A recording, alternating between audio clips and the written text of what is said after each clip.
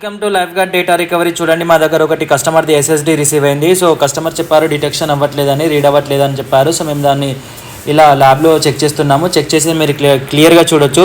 So ఇక్కడ మేము ఇక్కడ మల్టీమీడియా చెక్ చేస్తున్నామో ఏవైతే బీప్ సౌండ్ వస్తున్నాయో అవి డ్యామేజ్ అయినట్టు, షార్ట్ అయినట్టు. సో ఏవైతే డ్యామేజ్ అవ్వలేదో అవి బీప్ సౌండ్ రాదన్నట్టు. సో ఇలా మేము ఏదైతే సౌండ్స్ వస్తున్నాయో దాని మీద మేము రిపేర్ చేస్తున్నాము. రిపేర్ చేసిన తర్వాత మళ్ళీ మేము ఫిక్స్ చేస్తాము.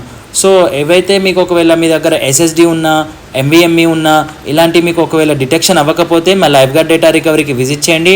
మా టెక్నికల్ టీం వాళ్ళకి 31 years ఎక్స్పీరియన్స్ ఉంది ఇలాంటి డేటా రికవరీ చేయడంలో. సో ఒకవేళ మీకు కూడా ఇలాంటి ఏమైనా ప్రాబ్లమ్స్ వస్తే మీరు లైఫ్ గార్డ్ డేటా రికవరీకి విజిట్ చేయండి. అండ్ ఇక్కడ మీరు చూడొచ్చు మేము ఏ విధంగా మేము డేటా చిప్ కంట్రోలర్ని కూడా మేము రిపేర్ చేస్తున్నాము. దాని డేటా చిప్ కంట్రోల్ కూడా డ్యామేజ్ ఉండే కంప్లీట్గా. సో ఇలా రిపేర్ చేసిన తర్వాత, ఫిక్స్ చేసిన తర్వాత డేటా రికవరీ సాఫ్ట్వేర్ టూల్కి కనెక్ట్ చేసాము. చేసిన తర్వాత రికవరీ ఏ విధంగా అవుతుందో చూడొచ్చు.